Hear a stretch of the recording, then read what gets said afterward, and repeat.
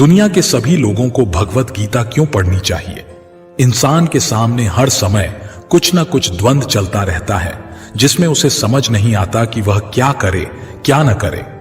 कभी सब कुछ एक पल में अच्छा लगता है, कभी बहुत खराब। कभी किसी इंसान का साथ अच्छा लगता है, कभी वही इंसान बुरा भी।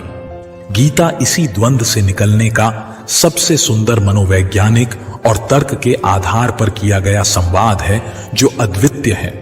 उसमें मनुष्य को बताया गया है कि कैसे वह जीवन में संतुलन को अपनाकर निर्भय होकर आगे बढ़े, जिससे उसके द्वंद्व मिटेंगे, संशय मिटेंगे, राग द्वेष मिटेंगे और जीवन की असली परिभाषा समझकर इस जीवन पथ पर चलने में आसानी होगी। आज 5000 साल से भी ज्यादा वक्त बीत गया है, लेकिन गीता के उपदेश आज भी हमारे जीवन में उतने ही प्रासंगिक हैं। अगर हिंदू धर्म के इस महान ग्रंथ गीता के उपदेशों को अपने जीवन में सम्मिलित कर लिया जाए तो मूर्ख व्यक्ति के जीवन का भी बेड़ा पार हो सकता है।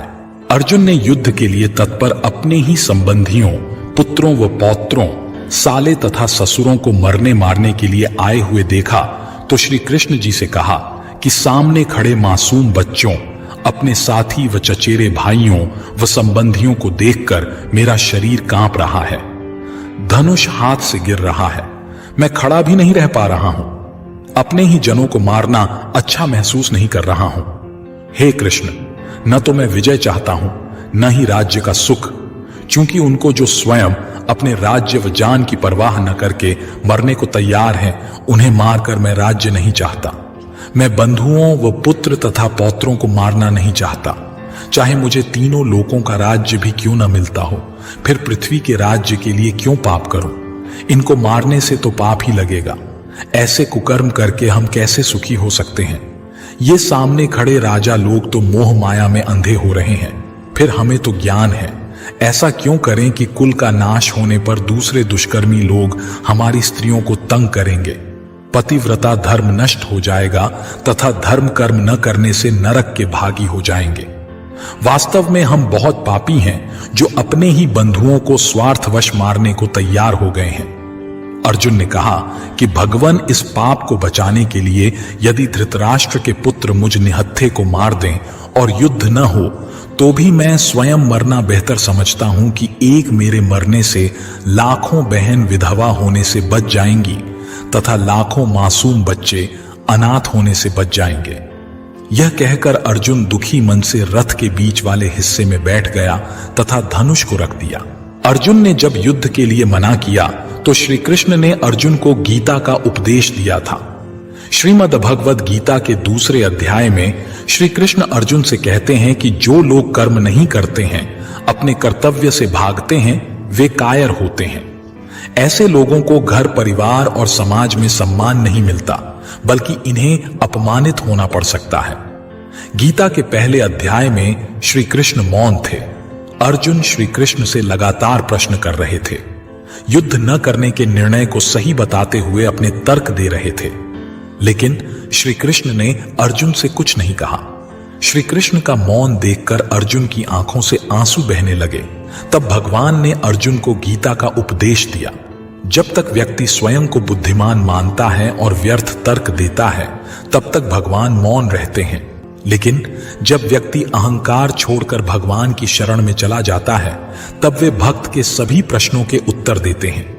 जब हम अहंकार छोड़ देते हैं, तभी भगवान की कृपा मिलती है। अर्जुन की आंखों में जब आंसू आ गए, तब श्री कृष्ण ने अर्जुन के अज्ञान को दूर करने के लिए उपदेश दिया। गीता में भगवान ने अर्जुन को कर्म और कर्तव्य का महत्व समझाया। श्री कृष्ण ने अर्जुन से कहा कि उठो और अपना कर्म करो, सभी तरह के मोह का त्याग करो और युद्ध करो। अर्जुन ने कहा कि हे मधुसूदन, आप ही बताए, मैं भीष्म पितामह और द्रोणाचार्य पर प्रहार कैसे करूं? मैं धृतराष्ट्र के संबंधियों पर प्रहार कैसे कर सकता हूं? इन्हें मारकर मैं धन प्राप्त नहीं करना चाहता। अर्जुन के इन प्रश्नों के उत्तर में श्री कृष्ण बोले कि हमें शोक न करने योग्य लोगों के लिए शोक नहीं करना चाहिए। जो लोग अधर्म का साथ देते हैं, उनके लिए किसी तरह का दुख मन में नहीं होना चाहिए। इसीलिए तुम्हें ये युद्ध करना है। इस महान ग्रंथ गीता में जीवन की वास्तविकता और मनुष्य धर्म से जुड़े उपदेश दिए गए हैं। कई बार ऐसा होता है कि हमें अपनी समस्या का समाधान नहीं मिलता या फिर विपत्ति के समय हमें बहुत परेशान हो जाते हैं। कई लोग तो गुस्से में अपना आपा खो बैठते हैं या फिर अपनी समस्याओं से विचलित होकर भाग खड़े होते हैं। ऐसे में गीता में लिखे गए यह उपदेश हमारी सारी समस्याओं का चुटकियों में हल कर देते हैं और हमें जीवन जीने की कला सिखाते हैं, साथ ही सफल जीवन की प्रेरणा देते हैं। भगवान श्री कृष्ण ने महाभारत के युद्ध में अर्जुन को गीता का उपदेश सुनाया था, जिसे सुनकर अर्जुन को ज्ञान की प्राप्ति हुई थी। वहीं यह गीता का उपदेश युद्ध भूमि में खड़े अर्जुन के लिए ही नहीं था, बल्कि यह संपूर्ण मानव जाति के लिए है। और यह उपदेश एक तरीके से लोगों के जीवन में सफलता पाने के लिए अचूक मंत्र भी है, जो इंसान के भीतरी मन की उठापटक को शांत कर उसे सफल जीवन व्यतीत करने में सहायता करते हैं। मानव शरीर अस्थायी और आत्मा स्थायी है। गीता के श्लोक में भगवान श्री कृष्ण ने मनुष्य के शरीर को महज एक कपड़े का टुकड़ा बताया है, अर्थात एक ऐसा कपड़ा जिसे आत्मा हर जन्म में बदलती है। अर्थात मानव शरीर आत्मा का अस्थायी वस्त्र है जिसे हर जन्म में बदला जाता है। इसका आशय यह है कि हमें शरीर से नहीं, उसकी आत्मा से व्यक्ति की पहचान करनी चाहिए। जो लोग मनुष्य के शरीर से आकर्षित होते हैं या फिर मनुष्य के भीतरी मन को नहीं समझते हैं, ऐसे लोगों के लिए गीता का यह उपदेश बड़ी सीख देने वाला है। जीवन का एकमात्र सत्य है, वो है मृत्यु। गीता सार में श्री कृष्ण ने कहा है कि हर इंसान के धारा जन्म मरण के चक्र को जान लेना बेहद आवश्यक है, क्योंकि मनुष्य के जीवन का मात्र एक ही सत्य है और वो है मृत्यु। क्योंकि जिस इंसान ने इस दुनिया में जन्म लिया है उसे एक दिन इस संसार को छोड़कर जाना ही है और यही इस दुनिया का अटल सत्य है। लेकिन इस बात से भी नहीं नकारा जा सकता है कि हर इंसान अपनी मौत से भयभीत रहता है। अर्थात मनुष्य के जीवन की अटल सच्चाई से भयभीत होना इंसान की वर्तमान खुशियों को भी खराब कर देता है। इसलिए किसी भी तरह का डर नहीं रखना चाहिए। गुस्से पर काबू करना चाहिए, क्योंकि क्रोध से व्यक्ति का नाश हो जाता है।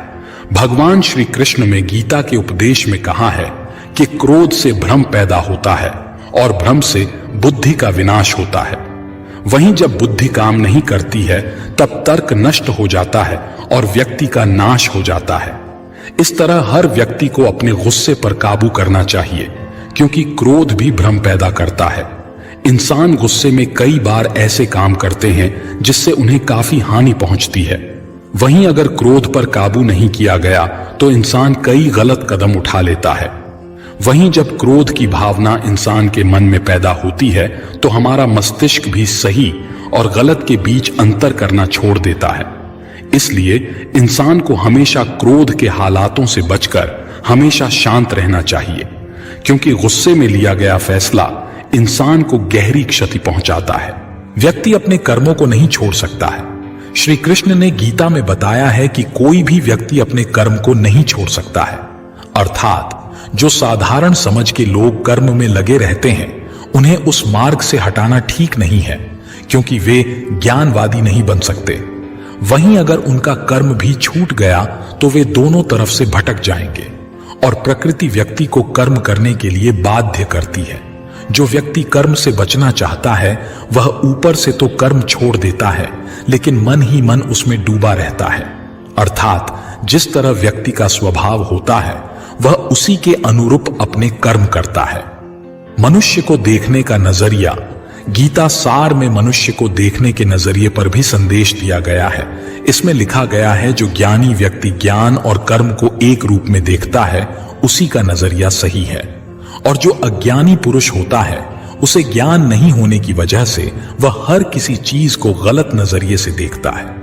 इंसान को अपने मन को काबू में रखना चाहिए।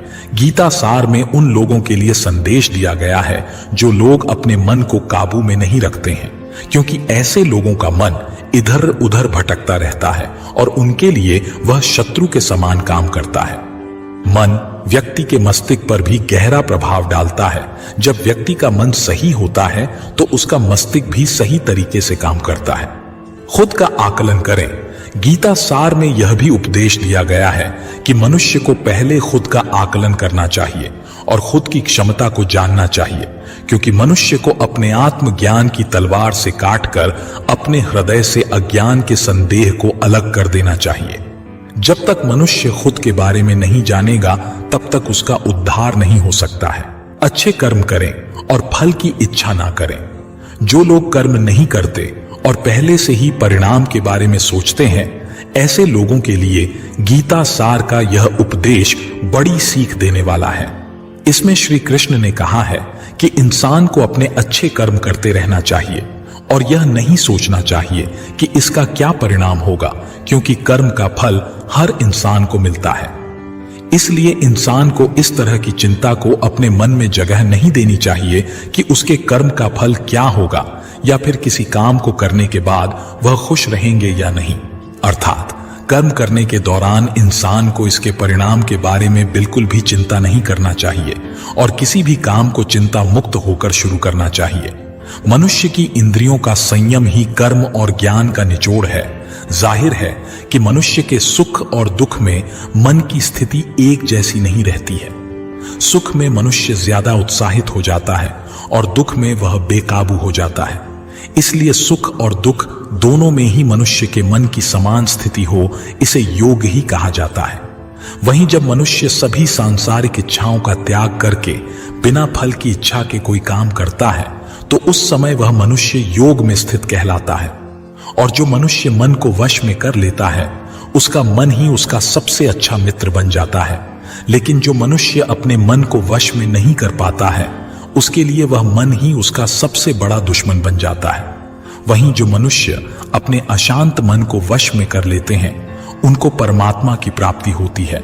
और जिस मनुष्य को ज्ञान की प्राप्ति हो जाती है उसके लिए सुख दुख, सर्दी गर्मी और मान अपमान सब एक समान हो जाते हैं।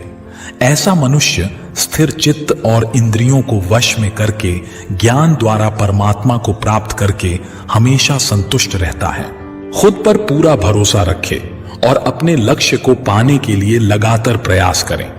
गीता सार के इस उपदेश को अगर कोई भी व्यक्ति अपने जीवन में पालन करे तो निश्चय ही वह एक सफल व्यक्ति बन सकता है।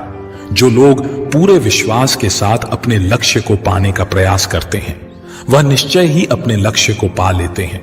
लेकिन मनुष्य को अपने लक्ष्य को हासिल करने के लिए लगातार चिंतन करते रहना चाहिए। तनाव से दूर रहने का संदेश भगवान श्री कृष्ण ने गीता सार में कहा है कि लोगों को तनाव से दूर रहना चाहिए, क्योंकि तनाव इंसान को सफल होने से रोकता है। अपना काम को प्राथमिकता दें और इसे पहले करें। श्रीमद् भगवत गीता में श्री कृष्ण ने यह उपदेश दिया है कि अपने काम को पहले प्राथमिकता दें और पहले अपने काम को पूरा करने की कोशिश करें, तभी दूसरे का काम करें। क्योंकि जो लोग पहले अपने काम को नहीं करते और दूसरे का काम करते रहते हैं वे लोग अक्सर परेशान रहते हैं। लोक में जितने देवता हैं सब एक ही भगवान की विभूतियां हैं। श्रीमद् भगवत गीता में भगवान श्री कृष्ण ने यह भी उपदेश दिया है कि सब एक ही भगवान की विभूतियां हैं।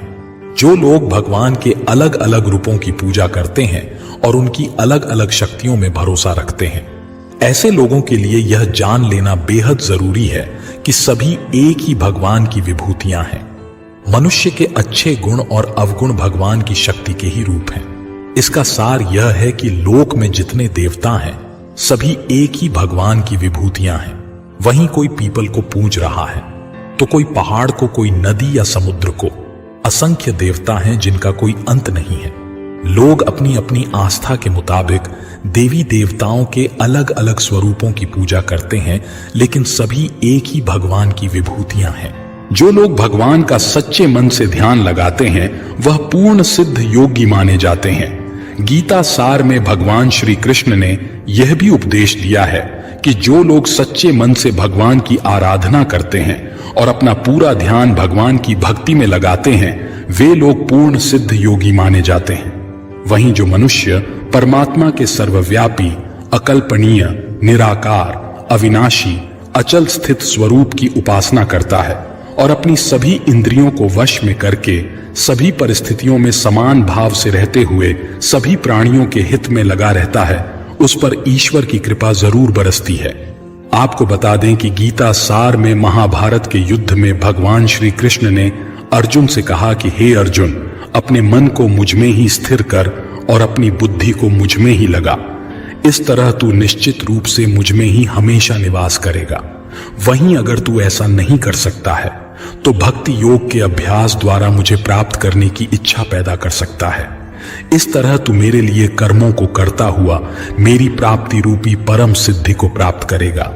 अपने काम को मन लगाकर करें और अपने काम में खुशी खोजें। जो लोग अपने काम को मन लगाकर करते हैं और अपने काम में खुशी ढूंढ लेते हैं, वे लोग निश्चित ही सफलता प्राप्त करते हैं। वहीं दूसरी तरफ कई लोग ऐसे भी होते हैं जो किसी काम को बोझिल समझकर उस काम को सिर्फ निपटाने की कोशिश करते हैं। ऐसे लोग किसी काम को ढंग से नहीं कर पाते हैं और अपने जीवन में पीछे रह जाते हैं। किसी भी तरह की अधिकता इंसान के लिए बन सकती है। बड़ा खतरा गीता सार में श्री कृष्ण ने यह बात कही है कि इंसान के लिए किसी भी तरह की अधिकता घातक साबित हो सकती है। जिस तरह संबंधों में कड़वाहट हो या फिर मधुरता, खुशी हो या गम, हमें कभी भी अति नहीं करनी चाहिए। जीवन में संतुलन बनाए रखना बहुत जरूरी है। जब तक मनुष्य के जीवन में संतुलन नहीं रहेगा, वह सुख से अपना जीवन व्यतीत नहीं कर सकेगा। अर्थात मनुष्य को जरूरत से ज्यादा कोई भी चीज करने से बचना चाहिए और अपनी जिंदगी में संतुलन बनाकर रखना चाहिए। स्वार्थी नहीं बने। श्री कृष्ण ने गीता सार में उन लोगों के लिए इस उपदेश के माध्यम से बड़ी सीख दी है जो लोग दूसरी की भलाई पर ध्यान नहीं देते और सिर्फ अपना मतलब साधने में लगे रहते हैं। उन लोगों का कभी भला नहीं होता। आपको बता दें कि इंसान का स्वार्थ उसे अन्य लोगों से दूर ले जाकर नकारात्मक हालातों की तरफ धकेलता है, जिसके चलते व्यक्ति अकेला रह जाता है। वहीं गीता में यह भी कहा गया है कि स्वार्थ शीशे में फैली धूल की तरह है, जिसकी वजह से व्यक्ति अपना प्रतिबिंब ही नहीं देख पाता। वहीं अगर आप चाहते हैं कि आप भी अपना जीवन खुशीपूर्वक व्यतीत करें, तो इसके लिए यह जरूरी है कि आप अपने स्वार्थ को कभी अपने पास नहीं आने दें, क्योंकि स्वार्थी मनुष्य दोस्ती भी सिर्फ अपना स्वार्थ निकालने के लिए करते हैं। ईश्वर हमेशा मनुष्य का साथ देता है। आपने अक्सर यह सुना होगा कि जिसका कोई नहीं होता उसका भगवान होता है। गीता सार में भी यह कहा भी गया है कि ईश्वर हमेशा मनुष्यों का साथ देता है। वहीं जब व्यक्ति इस प्रभावशाली सत्य को मान लेता है तो उसका जीवन पूरी तरह बदल जाता है। सृष्टि निर्माता ईश्वर ही है जो संपूर्ण जगत को चला रहा है। वहीं इंसान तो बस ईश्वर की हाथ की एक कठपुतली है। इसलिए इंसान को कभी अपने भविष्य या फिर अतीत की चिंता नहीं करनी चाहिए, क्योंकि हर विकट परिस्थिति में ईश्वर इंसान का साथ देता है और उसे मुश्किल से बाहर निकालता है। इसलिए हम सभी को ईश्वर पर भरोसा रखना चाहिए। संदेह की आदत इंसान के दुख का कारण बनती है। जिन लोगों में शक या संदेह की आदत होती है, या फिर जो लोग जरूरत से ज्यादा शक करते हैं, ऐसे लोगों के लिए श्री कृष्ण ने गीता में कहा है कि पूर्ण सत्य की खोज या फिर संदेह की आदत इंसान के दुख का कारण बनती है, क्योंकि शक करना एक ऐसी आदत है जो कि मजबूत से मजबूत रिश्ते को भी खोखला कर देती है। वहीं जिज्ञासा होना भी लाजमी है, लेकिन पूरी तरह सत्य की खोज या फिर संदेह ही इंसान के दुख का कारण बनती है और शक करने वाले इंसान बाद में इसका पश्चाताप करते हैं। भगवान श्री कृष्ण के द्वारा श्रीमद् भगवत गीता में जो भी उपदेश दिए हैं, अगर इन उपदेशों को लोग अपने जीवन में उतार लें तो वे निश्चित ही अपने जीवन में सफल हो सकते हैं। गीता सार के ये उपदेश वाकई एक सफल जीवन के निर्माण करने में अपनी अहम भूमिका निभाते हैं। भगवान श्री कृष्ण अर्जुन से कह रहे हैं कि जो व्यक्ति किसी से भी द्वेष नहीं करता, सबके साथ दयालु व्यवहार करता है, जो खुद को स्वामी नहीं मानता और अहम मुक्त है, जो सुख दुख में संभाव रहता है, आत्मसंतुष्ट व जिसको स्वयं की इंद्रियों पर संयम है, वह जो मुझ में मन तथा बुद्धि को स्थिर करके भक्ति करता है, ऐसा भक्त मुझे प्रिय है। यदि सब माँ बाप अपने बच्चों को इस तरह पालेंगे व उन्हें ऐसी अच्छी शिक्षा देंगे तो समाज बेहतरीन होगा और दुनिया बिल्कुल अलग होगी। परंतु इसके लिए माँ बाप को भी शिक्षा अर्जित करनी होगी व खुद भी जो शिक्षा देना चाहते हैं उसका पालन करना होगा। गीता हो या रामायण में प्रभु राम का चरित्र, इतना ज्ञान होने के बाद, इतना बड़ा योद्धा होने के बाद भी दयालु व शांत हनुमान जी का खुद एक राजा पुत्र होने के बाद भी श्री राम जी को समर्पण, वो भी बिना किसी स्वामित्व भाव के, श्री राम का अपने माता पिता व सीता मां के प्रति समर्पण, सीता मां का बच्चों के प्रति व अपने आत्मसम्मान के लिए सजगता, श्री राम का प्रजा के प्रति कर्तव्य कि उनके लिए कोई धोबी हो या सेनापति सबकी बात सुनी जाती थी, चाहे उसके लिए उन्हें अपने सबसे प्रिय व्यक्ति से सवाल जवाब करने हों।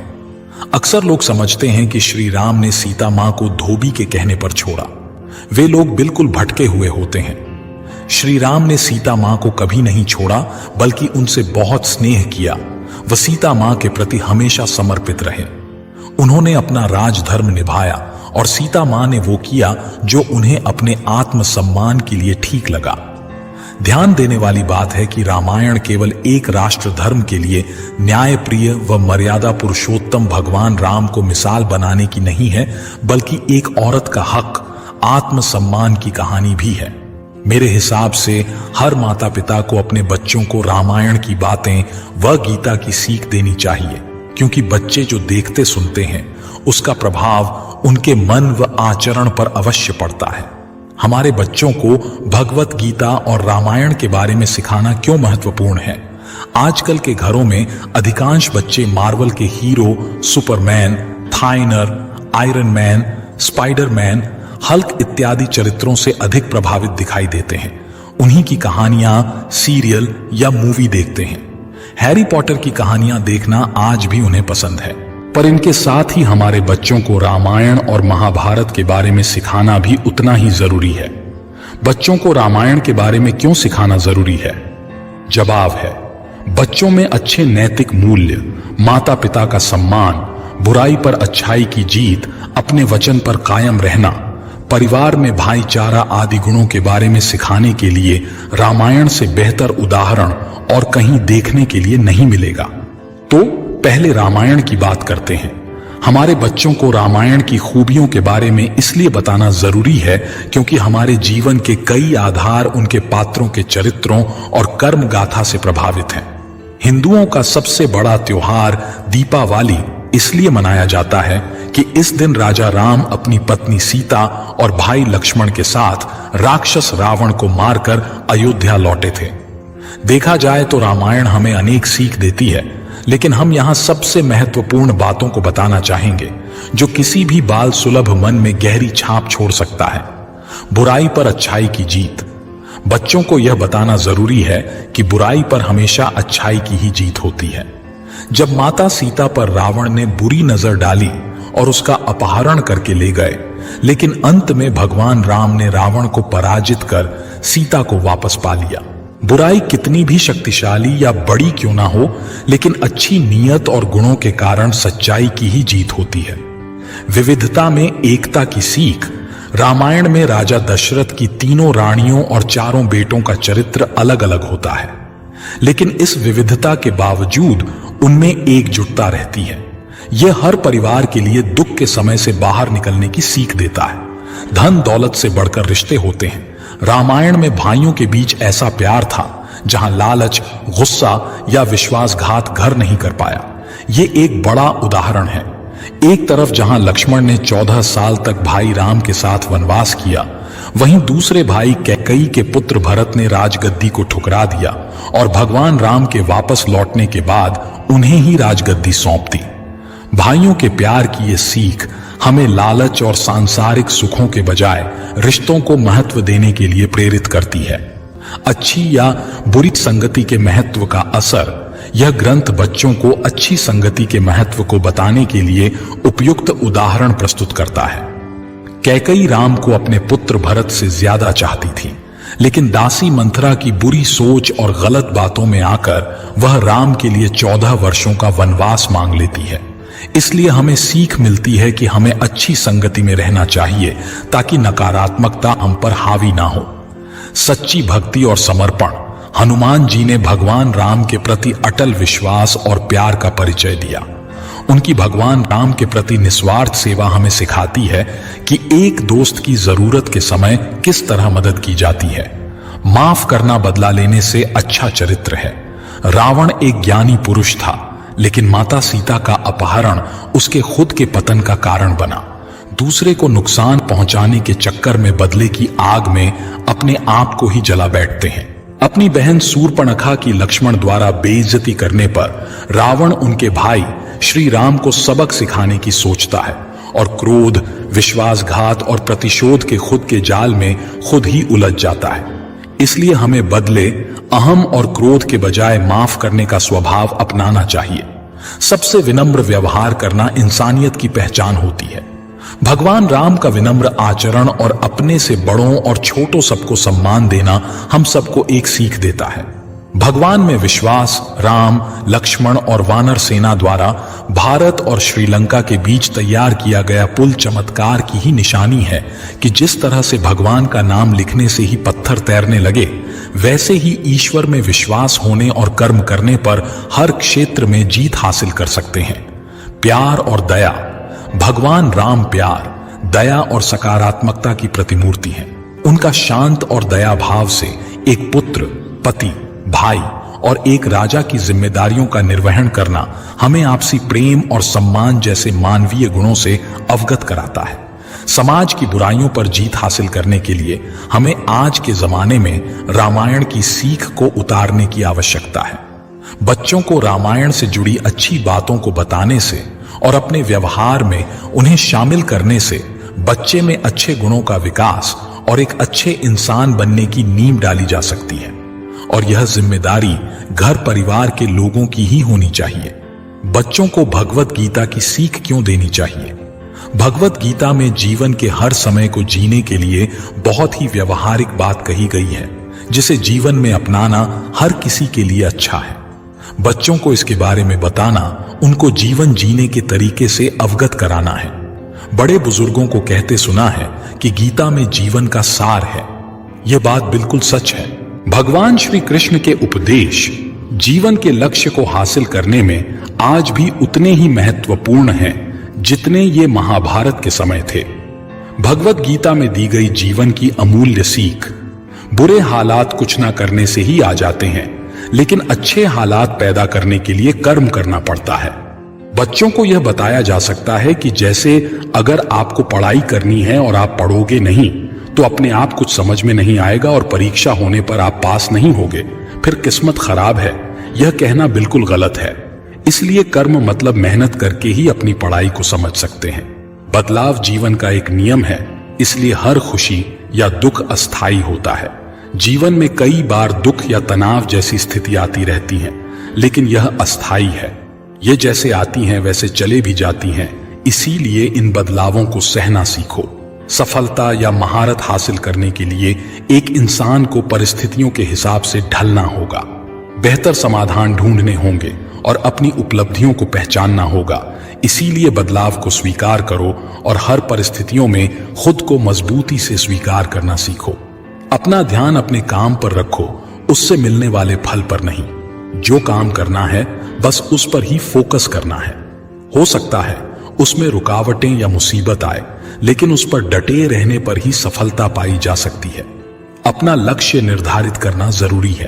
अपना ध्यान किसी एक लक्ष्य पर इतना गहराई से लगाओ कि आपको बाकी कोई चीज दिखाई ही न दे। जैसे महाभारत में अर्जुन को चिड़िया की आंख पर निशाना लगाना था, तो उन्हें बस चिड़िया की आंख ही नजर आ रही थी, न तो पेड़, न पत्ते, न ही चिड़िया का बाकी शरीर। आप वह बनते हो जो आप अपने आप को मानते हो। विश्वास एक बहुत ही ताकतवर चीज है। यह एक बीमार इंसान को भी ठीक कर सकती है, एक दुखी इंसान को खुश कर सकती है और नाकामयाब इंसान को तरक्की भी दिला सकती है। हर इंसान पहले अपने दिमाग को यह विश्वास कराता है कि वह कुछ बड़ा करने के लायक है और उसके बाद ही उसमें उस लक्ष्य को हासिल करने की हिम्मत आती है। कायरता और डर सफलता के दुश्मन है। डर हमारे ऊपर अगर हावी हो जाता है तो हमें अपनी क्षमताओं पर शक होने लगता है और यह तब बाहर आता है जब हम या तो किसी परिस्थिति को पूरी तरह से समझ नहीं पाते और यह डर हमें कायर बनाता है और अपने लक्ष्य से भटकाता है। इसीलिए हमेशा बुद्धिमानी और ज्ञान का पीछा करो, क्योंकि यही दो चीजें हैं जो हमें विपरीत परिस्थिति में बहुत ज्यादा सहायता करती हैं। आपका दिमाग या तो आपको आबाद कर सकता है या फिर बर्बाद। हर इंसान को अपने आप को अपने मन से ऊपर उठाना चाहिए, वरना वह आगे बढ़ने के बजाय पीछे गिरते जाएंगे।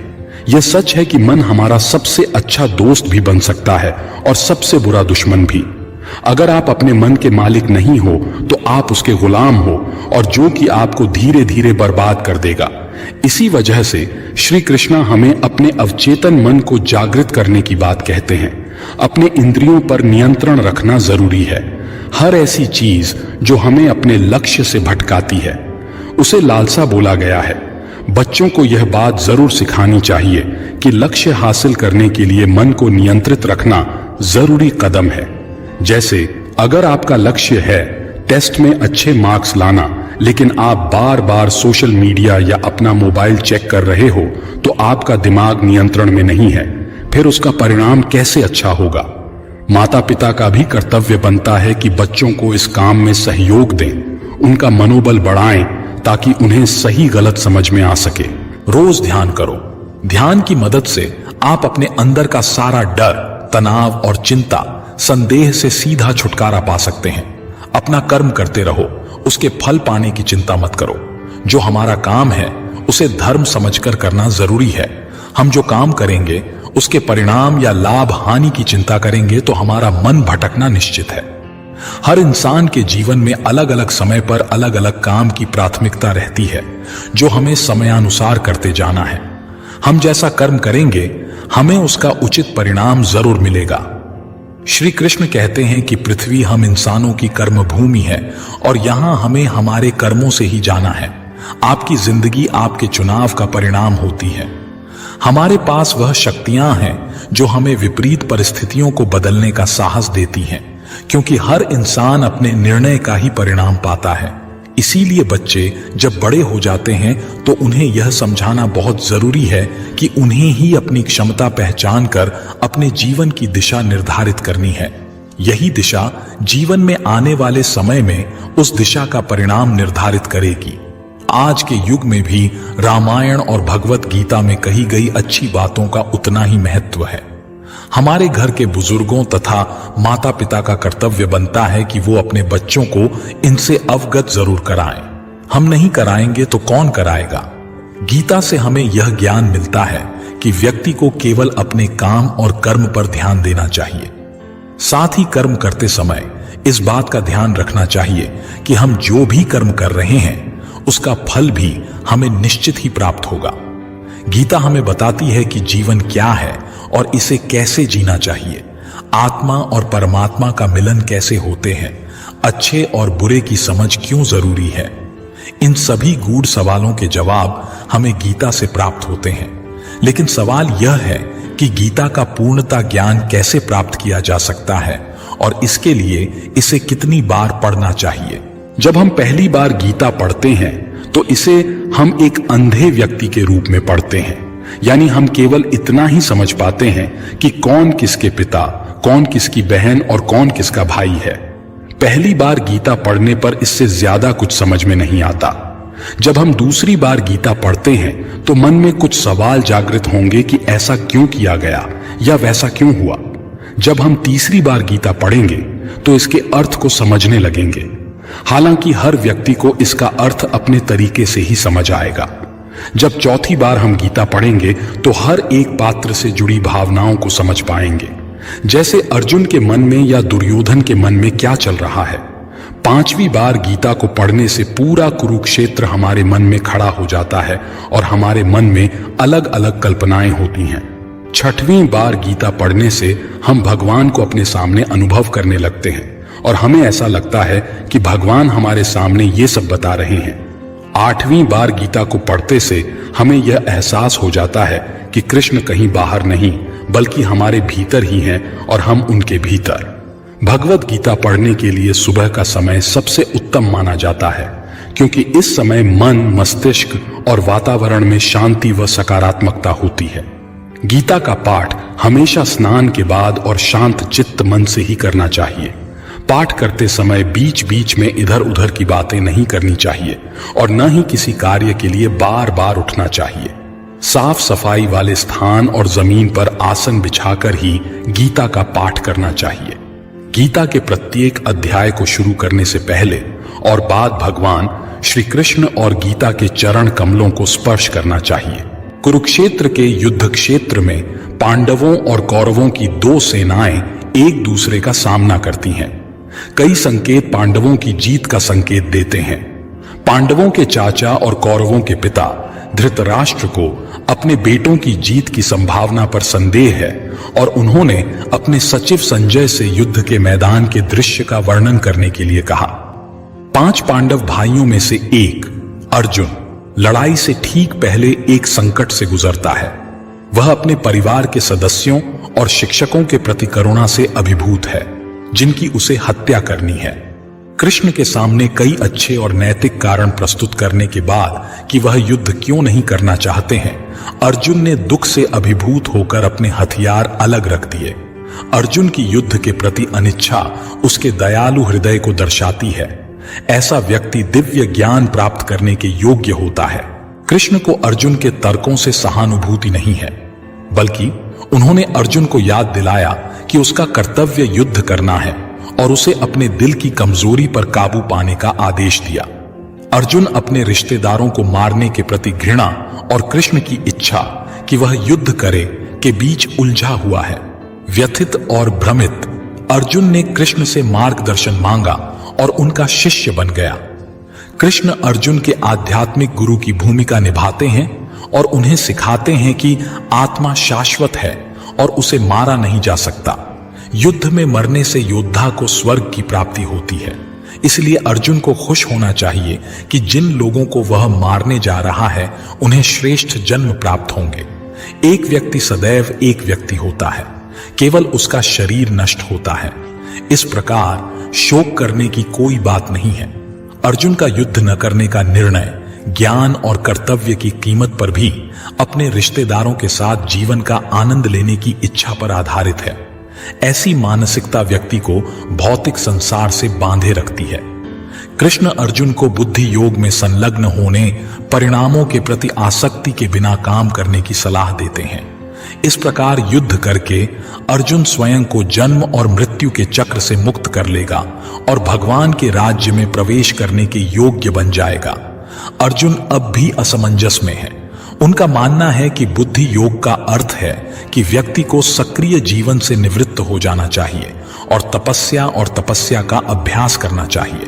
लेकिन कृष्ण कहते हैं, नहीं, झगड़ा करना, लेकिन इसे त्याग की भावना से करो और सभी परिणाम परमेश्वर को अर्पित करो। यह सर्वोत्तम शुद्धि है। आसक्ति रहित होकर कर्म करने से मनुष्य को परम की प्राप्ति होती है। भगवान की प्रसन्नता के लिए बलिदान करने से भौतिक समृद्धि और पापपूर्ण प्रतिक्रियाओं से मुक्ति की गारंटी मिलती है। आत्मज्ञानी व्यक्ति भी अपना कर्तव्य कभी नहीं छोड़ता। वह दूसरों को शिक्षित करने के लिए कार्य करता है। तब अर्जुन ने भगवान से पूछा कि ऐसा क्या है जो किसी को पापपूर्ण कार्यों में संलग्न होने का कारण बनता है। कृष्ण उत्तर देते हैं कि यह वासना ही है जो व्यक्ति को पाप करने के लिए प्रेरित करती है। यह वासना व्यक्ति को भ्रमित कर देती है और उसे भौतिक संसार में उलझा देती है। वासना स्वयं को इंद्रियों, मन और बुद्धि में प्रस्तुत करती है, लेकिन आत्मनियंत्रण द्वारा इसका प्रतिकार किया जा सकता है। भगवत गीता का विज्ञान सबसे पहले कृष्ण ने सूर्य देव विवस्वान को सुनाया था। विवस्वान ने अपने वंशजों को विज्ञान सिखाया, जिन्होंने इसे मानवता को सिखाया। ज्ञान संचारित करने की इस प्रणाली को शिष्य उत्तराधिकार कहा जाता है। जब भी और जहां भी धर्म का पतन होता है और अधर्म का उदय होता है, कृष्ण भौतिक प्रकृति से अछूते अपने मूल पारलौकिक रूप में प्रकट होते हैं। जो व्यक्ति भगवान की दिव्य प्रकृति को समझता है, वह मृत्यु के समय भगवान के शाश्वत निवास को प्राप्त करता है। प्रत्येक व्यक्ति प्रत्यक्ष या अप्रत्यक्ष रूप से कृष्ण के प्रति समर्पण करता है और कृष्ण उसके समर्पण के अनुसार प्रत्युत्तर देते हैं। कृष्ण ने लोगों को उनके मनोदैहिक स्वभाव के अनुसार संलग्न करने के लिए सामाजिक और आध्यात्मिक जीवन के विभाजन के साथ वर्णाश्रम नामक एक प्रणाली बनाई। काम के परिणामों को परमेश्वर को अर्पित करके लोग धीरे धीरे पारलौकिक ज्ञान के स्तर तक पहुंच जाते हैं।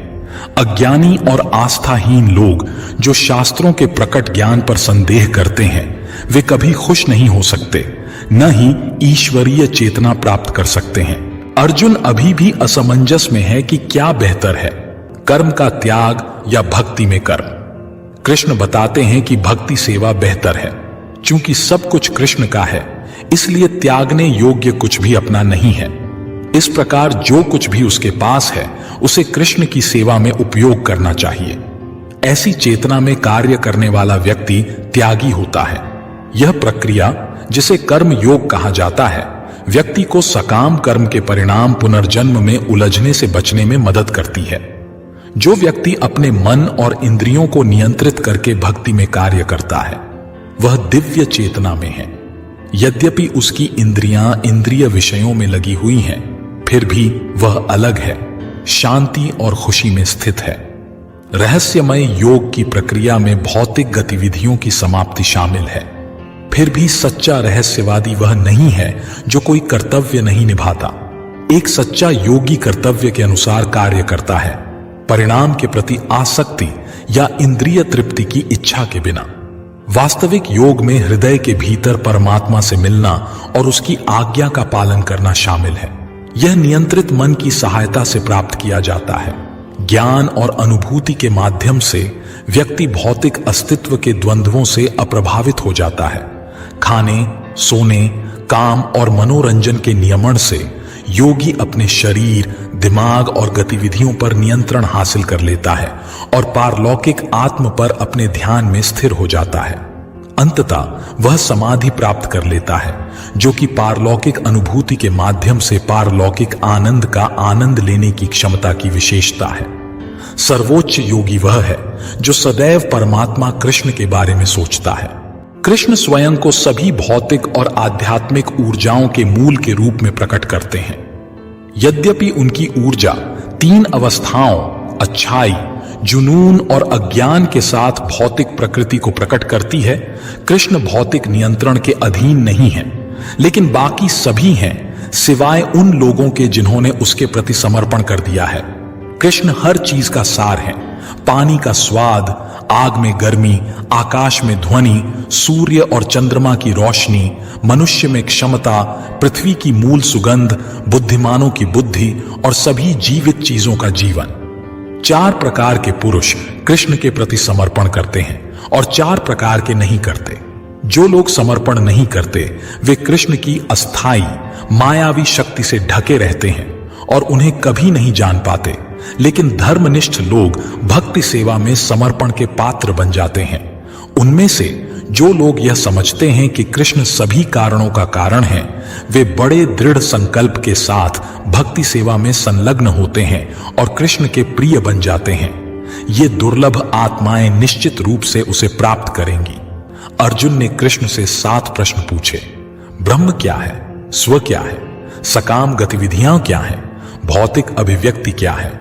देवता कौन है? बलिदान का भगवान कौन है? और भक्ति में लगे लोग मृत्यु के समय कृष्ण को कैसे जान सकते हैं? कृष्ण उत्तर देते हैं, ब्राह्मण अविनाशी जीवित इकाई को संदर्भित करता है, स्वयं आत्मा की सेवा की आंतरिक प्रकृति को संदर्भित करता है, और सकारात्मक गतिविधियों का अर्थ है वे क्रियाएं जो भौतिक शरीर का विकास करती हैं। भौतिक अभिव्यक्ति सदैव बदलती रहने वाली भौतिक प्रकृति है। देवता और उनके ग्रह सर्वोच्च भगवान के सार्वभौमिक रूप का हिस्सा हैं, और यज्ञ के भगवान स्वयं परमात्मा के रूप में कृष्ण हैं। जहां तक मृत्यु के समय कृष्ण को जानने की बात है, यह व्यक्ति की चेतना पर निर्भर करता है। सिद्धांत यह है, जब कोई व्यक्ति अपना शरीर त्यागता है तो वह अपनी जिस अवस्था को याद रखता है, वह निश्चित रूप से उसी अवस्था को प्राप्त कर लेता है।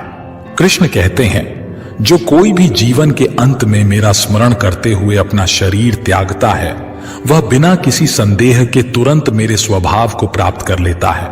इसलिए मेरे प्रिय अर्जुन, तुम्हें हमेशा मेरे बारे में कृष्ण के रूप में सोचना चाहिए और साथ ही युद्ध के अपने निर्धारित कर्तव्य का पालन करना चाहिए। मेरे प्रति समर्पित अपने क्रियाकलापों और मुझ पर स्थिर मन तथा बुद्धि से तुम निसंदेह मुझे प्राप्त करोगे। ब्रह्मा के प्रत्येक दिन के दौरान सभी जीव प्रकट हो जाते हैं और उनकी रात के दौरान वे अव्यक्त प्रकृति में विलीन हो जाते हैं।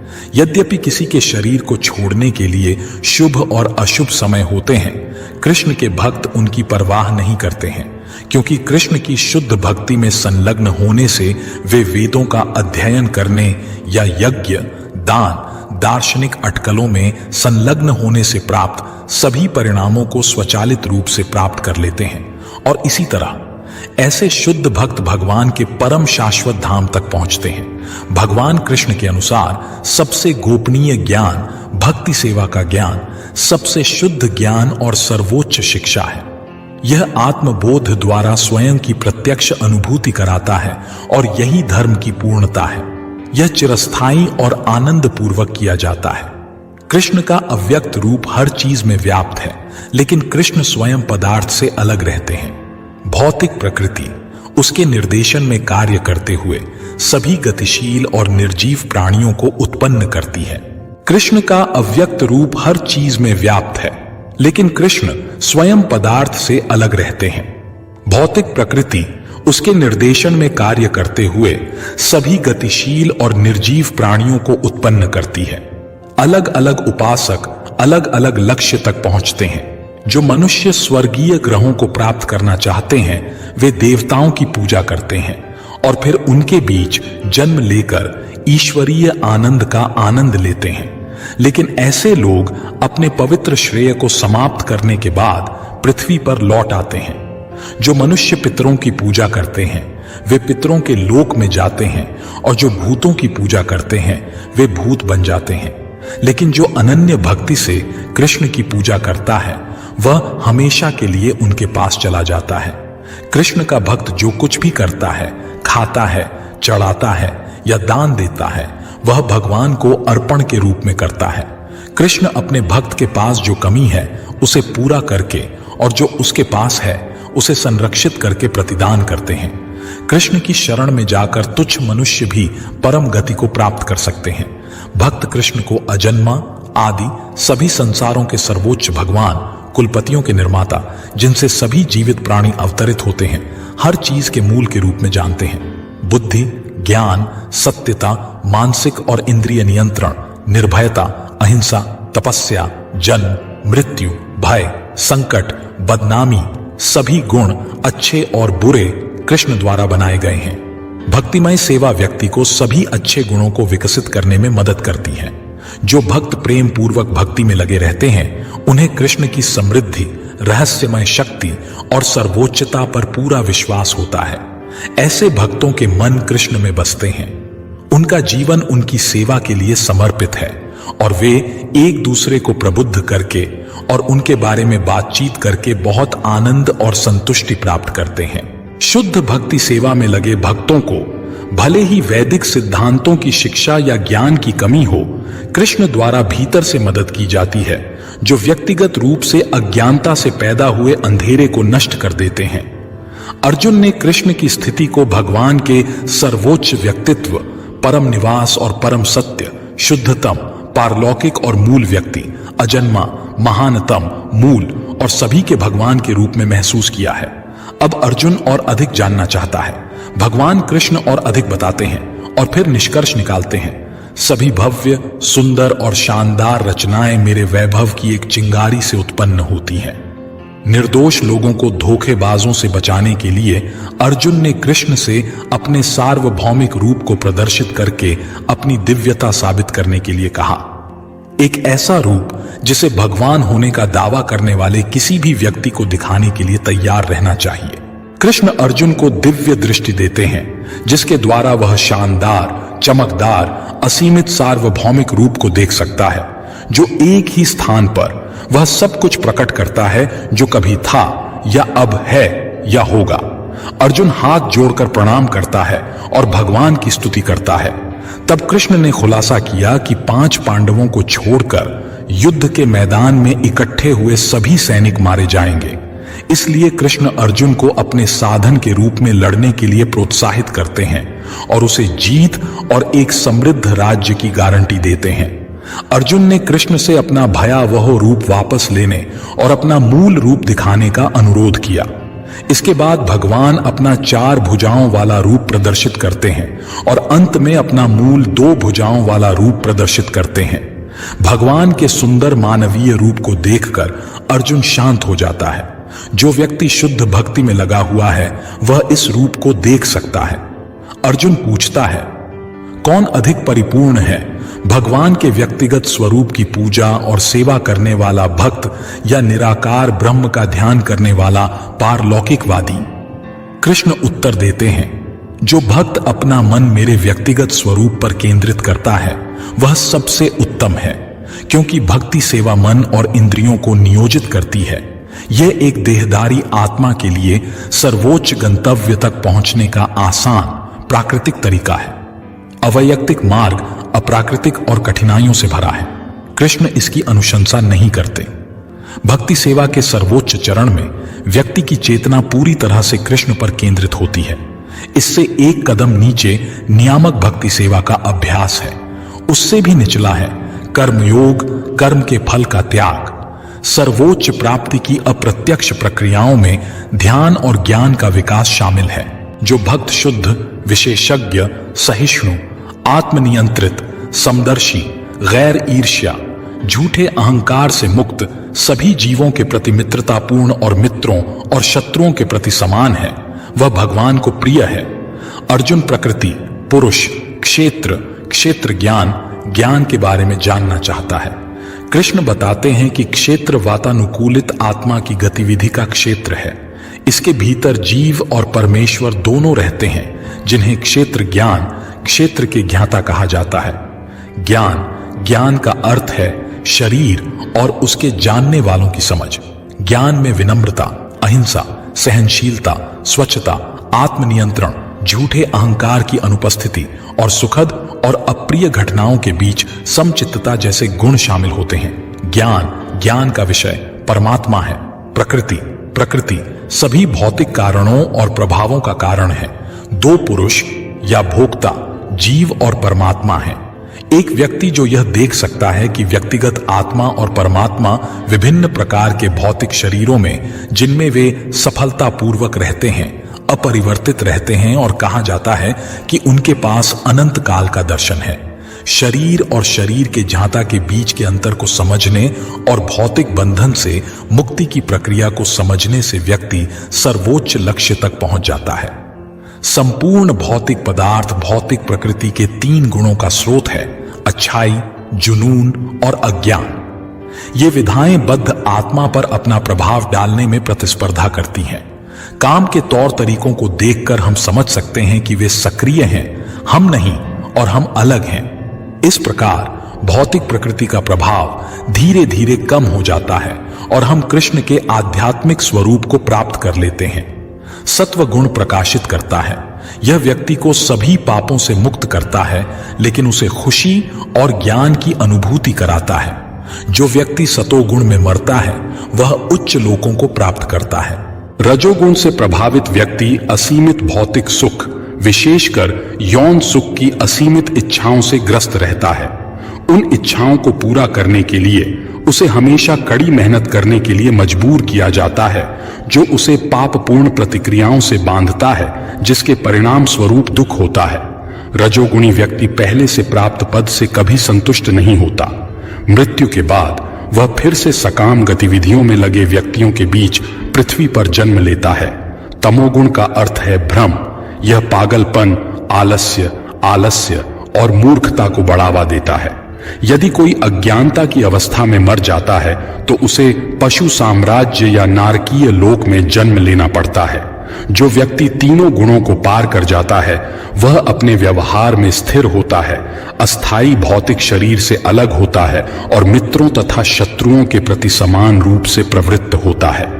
ऐसे दिव्य गुणों को भक्ति सेवा में पूर्ण संलग्नता से प्राप्त किया जा सकता है। इस भौतिक संसार का वृक्ष, वास्तविक वृक्ष, आध्यात्मिक संसार का प्रतिबिंब मात्र है। जिस तरह एक पेड़ का प्रतिबिंब पानी पर स्थित होता है, उसी तरह आध्यात्मिक दुनिया का भौतिक प्रतिबिंब इच्छा पर स्थित होता है, और कोई नहीं जानता कि यह कहां शुरू या समाप्त होता है। यह प्रतिबिंबित वृक्ष भौतिक प्रकृति के 3 गुणों द्वारा पोषित होता है। इसकी पत्तियां वैदिक रचाएं हैं और इसकी टहनियां इंद्रियों की वस्तुएं हैं। जो व्यक्ति स्वयं को इस वृक्ष से अलग करना चाहता है, उसे वैराग्य के हथियार से इसे काट देना चाहिए और सर्वोच्च भगवान की शरण लेनी चाहिए। इस दुनिया में हर कोई अचूक है, लेकिन आध्यात्मिक दुनिया में हर कोई अचूक है, और अन्य सभी से परे सर्वोच्च व्यक्ति कृष्ण है। सृजित प्राणियों के 2 वर्ग, दैवीय और आसुरी, अलग अलग गुणों से संपन्न हैं। अर्जुन जैसे धर्मात्मा पुरुषों में ईश्वरीय गुण होते हैं। दान, आत्मसंयम, नम्रता, शील, क्षमा, स्वच्छता, तपस्या, सादगी, अहिंसा, सत्यता, शांति, निर्भयता, क्रोध से मुक्ति, आध्यात्मिक ज्ञान की खेती, दोष से घृणा खोज, सभी जीवित प्राणियों के लिए करुणा, लोभ से मुक्ति और स्थिर दृढ़ संकल्प, अभिमान, क्रोध, ईर्ष्या, कठोरता, अहंकार, अज्ञानता, निर्लज्जता, अस्वच्छता और अनुचित व्यवहार जैसे आसुरी गुण लोगों को भ्रम के जाल में बांध देते हैं, जिससे उन्हें बार बार आसुरी योनि में जन्म लेना पड़ता है।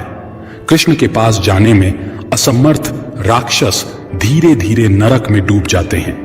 2 प्रकार की कार्रवाई, विनियमित और अनियमित, अलग अलग परिणाम देती है। जो व्यक्ति शास्त्रीय आदेशों का त्याग करता है, उसे न तो पूर्णता मिलती है, न खुशी, न ही सर्वोच्च गंतव्य। शास्त्र द्वारा नियंत्रित लोग समझते हैं कि कर्तव्य क्या है और क्या नहीं। वे आत्म प्राप्ति के लिए अनुकूल कार्य करके धीरे धीरे सर्वोच्च गंतव्य प्राप्त करते हैं। अर्जुन पूछता है, प्रकृति का कौन सा तरीका उन लोगों को नियंत्रित करता है जो शास्त्र के सिद्धांतों का पालन नहीं करते हैं, बल्कि अपनी कल्पना के अनुसार पूजा करते हैं?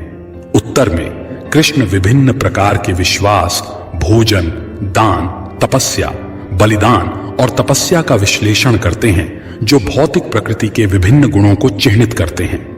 3 शब्द ओम तत्, सत सर्वोच्च परम सत्य का प्रतीकात्मक प्रतिनिधित्व है। ओम सर्वोच्च को इंगित करता है, तत् का उपयोग भौतिक बंधन से मुक्त होने के लिए किया जाता है, और सत्य इंगित करता है कि पूर्ण सत्य भक्ति सेवा का उद्देश्य है। ईश्वर में विश्वास के बिना किया गया कोई भी यज्ञ, दान या तपस्या असत, अनित्य कहलाती है।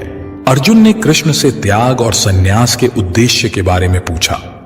कृष्ण इन्हें और कर्म के 5 कारणों, कर्म को प्रेरित करने वाले 3 कारकों और कर्म के 3 घटकों की व्याख्या करते हैं। वह भौतिक प्रकृति के 3 गुणों में से प्रत्येक के अनुसार कार्रवाई, समझ, दृढ़ संकल्प, खुशी और काम का भी वर्णन करता है। व्यक्ति अपना कार्य करके पूर्णता प्राप्त करता है, दूसरे का नहीं, क्योंकि निर्धारित कर्तव्य कभी भी पापपूर्ण प्रतिक्रियाओं से प्रभावित नहीं होते हैं। इस प्रकार व्यक्ति को परिणाम की आसक्ति या अपेक्षा के बिना कर्तव्य की तरह काम करना चाहिए। मनुष्य को अपना कर्तव्य कभी नहीं छोड़ना चाहिए। आत्म साक्षात्कार का सर्वोच्च मंच कृष्ण की शुद्ध भक्ति है। तदनुसार कृष्ण अर्जुन को हमेशा उन पर निर्भर रहने, उनके संरक्षण में काम करने और उनके प्रति सचेत रहने की सलाह देते हैं। यदि अर्जुन कृष्ण के लिए लड़ने से इनकार करता है, तो भी उसे युद्ध में घसीटा जाएगा, क्योंकि एक क्षत्रिय के रूप में लड़ना उसका स्वभाव है। फिर भी वह यह निर्णय लेने के लिए स्वतंत्र है कि वह क्या करना चाहता है। कृष्ण की कृपा से अर्जुन का भ्रम और संदेह दूर हो जाता है और वह कृष्ण के निर्देशों के अनुसार लड़ने का विकल्प चुनता है।